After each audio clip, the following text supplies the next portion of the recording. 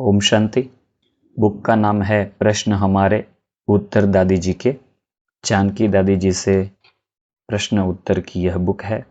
पहला प्रश्न है, बाबा कहते हैं अनुभूति कराओ, इसके लिए क्या कदम उठाएं? दादी जी कहती है, जब तक खुद को अनुभव नहीं दूसरों को करा नहीं सकते। इसलिए अंदर से इस एक बात का शौक होना चाहिए कि जो बाबा सिखाता है मनन करके उसका मैं स्वयं अनुभव करूं। हमको अपना बचपन याद आता है। जब आत्मा का ज्ञान पहले पहले मिला तो बात अंदर जच गई कि मैं भी आत्मा हूं, अन्य भी आत्मा है। इससे दृष्टिकोण बदल गया। फिर दूसरों को मेरे से अनुभव होने लगा। देह भान की सोच दूसरी होती है। बिना ज्ञान के दृष्टि में देह दुनिया संबंध और पदार्थ ही रहते हैं। बिना ज्ञान के दृष्टि में देह दुनिया संबंध और पदार्थ ही रहते हैं। ज्ञान नहीं है तो दृष्टि में यह सब ही दिखेगा हमको। आत्मा रूप में स्थित होने से दृष्टि बदल जाती है। जब स्वयं को अनुभव हुआ तो सोचा औरों को भी कराएं। तो यहां पर अनुभव कराने की बात है, तो पहले दादी कहती है कि पहले खुद अनुभव करो। जब स्वयं को अनुभव हुआ तो सोचा कि औरों को भी कराएं। उन दिनों कोई स्टूडेंट सेंटर पर आया, कोर्स कराया, यह सब होता ही नहीं था। तो अकेले मैं दीवार के सामने बैठकर निज आत्मा का ज्ञान देती थी। दीवार के सामने बैठ के दादी ज्ञान सुनाती थी, जैसे मैं अनुभव कर रही हूं। कभी छत पर ऐसा करती थी, जैसे मैं अनुभव कर रही हूं आत्मा क्या है, मैं अच्छी तरह समझ रही हूं। मन बुद्धि संस्कार सहित है, फिर ऐसे है, देह से न्यारी होती है, कितना अच्छा लग रहा है। तो मैं साक्षी होकर कर्म करते इसका अनुभव करती थी। दादी कैसे अनुभव करती थी उसका दादी समझा रही है। अपने को समझा समझा करके किसी दूसरे को दीवार में इमर्ज करके समझाती थी। दीवार में कोई है, मतलब दीवार के सामने कोई है, उसमें इमर्ज करके किसी को ज्ञान सुनाती थी, समझाती थी। समझाते समझाते फीलिंग आने लगी कि दीवार को शांति हो रही है। गुंबज की तरह हम में से जो आवाज निकलता है सुनाई तो पड़ता है ना। जो हमारा अपना अनुभव है दूसरों को होगा जरूर। ठीक है, हम जो भी अनुभव करते हैं आध्यात्मिक यात्रा में वह दूसरों को जरूर अनुभव होगा। आत्म अभिमानी होने से यह अनुभूति भी होती है कि 5 तत्वों वाले शरीर में थी तो मैं भारी थी। ठीक है, शरीर को आत्मा चलाती है। तो दादी समझा रही है कि आत्म अभिमानी होने से यह अनुभूति भी होती है कि 5 तत्वों वाले शरीर में मैं थी तो भारी थी। आत्म अभिमानी होने से हल्की हो गई हूं। हल्की हो गई तो फिर लगता है मैं चेतन आत्मा सत हूं, शांत हूं। जैसे आंख में ज्योति देखने के लिए, ऐसे ही आत्म अभिमानी स्थिति में स्थित होते ही आत्मा में रोशनी आ जाती है। यह समझ में आ गया कि इन आंखों से जो कुछ देखती हूं वह विनाशी है, इसलिए उससे प्रीत नहीं होती है। दुनिया से वैराग्य कैसे आएगा? जब भी यह समझेंगे कि यह सब चीज विनाशी है। हमारे मन में जो होता है चेहरे पर वही आता है और वैसा ही वायुमंडल बन जाता है। दूसरे के अंदर भी वही पहुंचता है। तो एक, मैं आत्मा क्या हूं यह अनुभव करना, और दूसरा बाबा के द्वारा प्राप्ति का अनुभव करना। बाबा जो भी शिक्षाएं दे रहे हैं कि बच्चे स्वदर्शन चक्रधारी बनो, दैवी गुण को धारण करो, तो पहले ये सभी शिक्षाएं मेरे जीवन में आ जाए। एक भी शिक्षा बाबा की मेरे जीवन से मिस न हो। अंदर से मेरी यह तीव्र इच्छा हो बाबा की शिक्षाएं हमारे जीवन में ऐसी हो जो देखने वाला पूछे कि तुमको सिखलाने वाला कौन है, और हम उन्हें बताएं कि बाबा है। जीवन ऐसा किसने बनाया? तो हम कहेंगे बाबा की शिक्षाओं ने। बाबा मेरे से जो चाहते हैं वो मैं पूरा करूं। जब यह इच्छा होती है तो अनुभूति भी होती है। यह इच्छा अंदर से होना कि जो बाबा शिक्षाएं दे रहे हैं मेरे जीवन में आए, तभी यह दूसरों को भी अनुभूति होगी। जब यह इच्छा होती है तो अनुभूति भी होती है। भक्ति में भी जो पक्के भक्त होते हैं उनकी भावना पूरी होती है। भक्ति में भी लोगों की भावना जरूर पूरी होती है। ऐसे ही संगम युग पर हम भगवान के बच्चे हैं। हम जो भावना अपने व दूसरों के कल्याण अर्थ रखते हैं वह पूरी होती है। ठीक है, कल्याण के अर्थ होगी वह भावनाएं पूरी जरूर होगी। जब बाबा देखते हैं कि मेरा बच्चा अच्छी बातें सोचता है तो बहुत मदद करते हैं। तो हमारे अच्छे संकल्पों को भी बाबा ऊपर से बैठे बैठे शक्तियां भरते हैं, मगर दूसरों के कल्याण के अर्थ संकल्प होंगे उसको। ठीक है, स्वार्थ वाले को नहीं।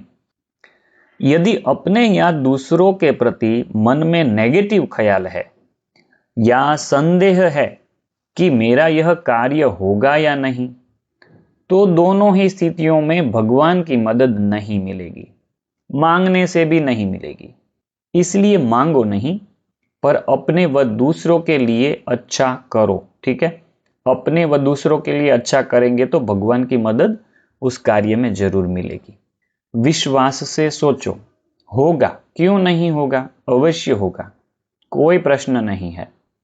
कब होगा यह प्रश्न भी नहीं। ठीक है, विश्वास है कि यह होगा, मगर यह प्रश्न नहीं उठे कि कब होगा।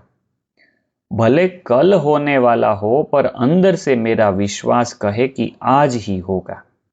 बाबा कहते हैं जो कल करना है वो आज कर लें, और जो आज करना है वो अब कर लें। यह हमें करना है। बाबा कहते हैं अब नहीं तो कब नहीं। ऐसे हमारे किए हुए अनुभव औरों को मदद करेंगे। बाबा कहते हैं मुख से बोल कम हो, औरों को अनुभव हो। अनुभव से हम मूर्तियां बन जाएंगे। मूर्ति कुछ बोलेगी नहीं, लेकिन चेहरा कार्य करेगा। हम अनुभव मूर्त बन जाएंगे तो सेवा अपने आप होगी। यह दादी जी बता रही है। मूर्ति जैसे कुछ बोलती नहीं है, लेकिन चेहरा मूर्ति का जो है वो कार्य करता है। पहले चिंतन चलता था कि औरों को कैसे समझाएं, पर अब चिंतन चलता है कि अपने को कैसे समझाऊं। बहुत इंपॉर्टेंट वाक्य, कि पहले हम सोचते हैं कि दूसरों को कैसे समझाएं, मगर दादी कहती है मुझे अब चिंतन चलता है कि अपने को कैसे समझाऊं। तो बहुत बड़ी पुरुषार्थ की यह बात है। बाबा हमको इशारे से समझा रहे हैं, मैं भी अपने को इशारे से समझाऊं।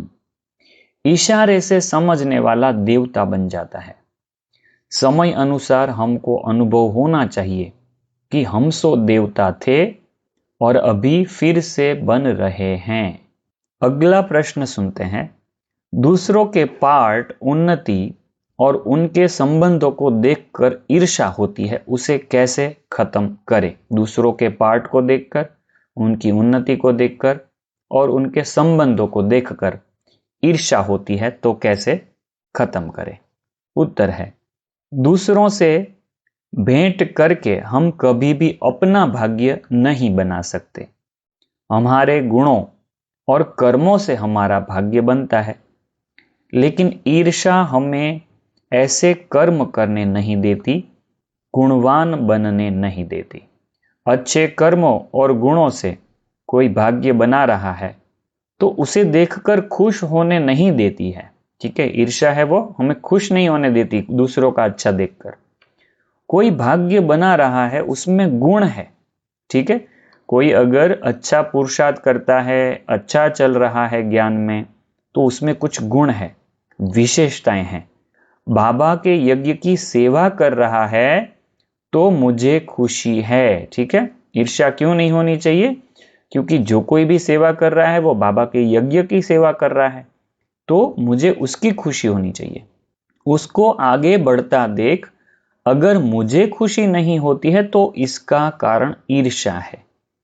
मैं अपना भाग्य नहीं बना सकती तो कम से कम दूसरों को भाग्य बनाते देख खुश तो रहूं।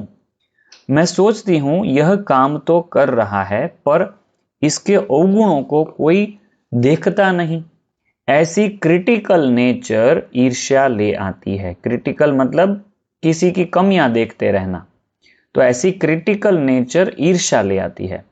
फिर उसको गिराने की इच्छा होती है। ईर्ष्या वाला कहेगा मेरे को सब सहयोग दे, मांगने में आगे और देने में कंजूस। ऐसे होते हैं ईर्ष्यालु, जो होते हैं वो ऐसे होते हैं। सिंगापुर में एक मैगजीन वाले ने इंटरव्यू लेते समय प्रश्न पूछा, क्या तुमको किसी से ईर्ष्या नहीं होती? मैंने कहा, भगवान ने इस जेल से हमें फ्री कर दिया है। दादी क्या कहती है? जो ईर्ष्या की जेल है उससे हमको मुक्त कर दिया है, भगवान ने इस जेल से हमें फ्री कर दिया है। मैं भगवान का बहुत शुक्रिया मानती हूँ। अभी तो हमें ज्ञान है, पर भक्ति मार्ग में भी हमने यही सोचा कि हर एक अपना कर्म करता है और अपना भाग्य खाता है। भक्ति मार्ग में भी यही कहावत है कि जो करेगा वो पाएगा, अपने कर्म का खुद खाता है। ऐसी कहानियां भी हैं ऐसी। भगवान सबका भला करे, तो सबके प्रति अच्छी भावना रखने से अपना भी भला और दूसरों का भी भला हो जाता है। फिर पूछा, क्या तुम्हारे लिए कोई ईर्ष्या रखता है? इंटरव्यू वाले ने दूसरा प्रश्न पूछा कि क्या तुम्हारे लिए कोई ईर्ष्या रखता है? इस प्रश्न के लिए यह उत्तर आया कि हमारे लिए कोई क्यों ईर्ष्या रखेगा? अगर रखता है तो उसे हमसे जो चाहिए वो ले ले।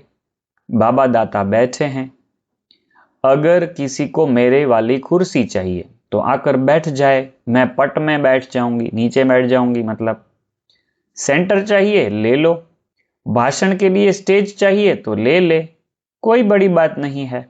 मैं साइलेंस में बैठ जाऊंगी, बाबा के दिल में बैठ जाऊंगी। जिसको 10-20 सेंटर चाहिए, स्टूडेंट चाहिए, ले ले। इसमें ईर्ष्या किस बात की? मैं खुद ही बाबा की स्टूडेंट हूं।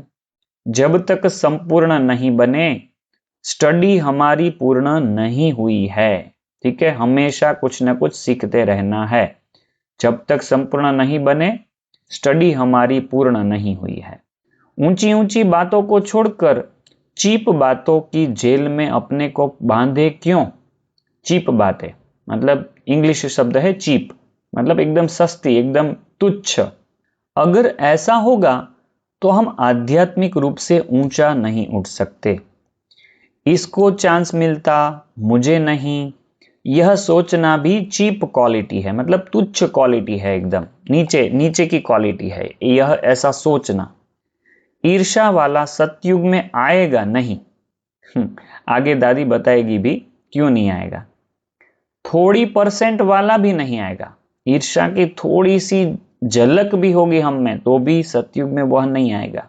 अभी भले खुश हो जाए अल्पकाल के लिए, पर सतयुगी राजाई का अधिकारी नहीं बन पाएगा।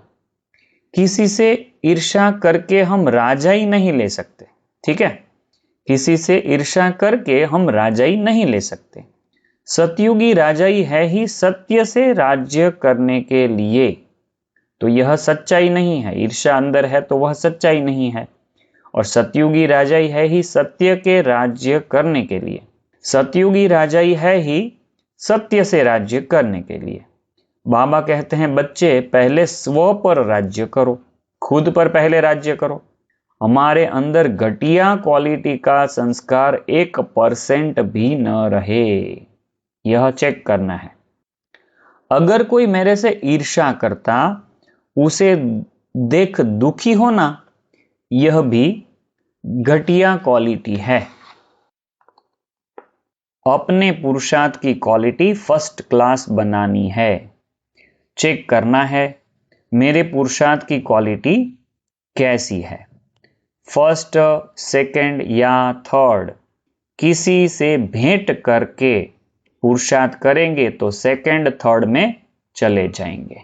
ठीक है, पुरुषार्थ खुद को देख के ही करना है, दूसरों को देख के नहीं। दूसरों को देख के किया तो सेकंड थर्ड क्वालिटी हो जाएगी पुरुषार्थ की।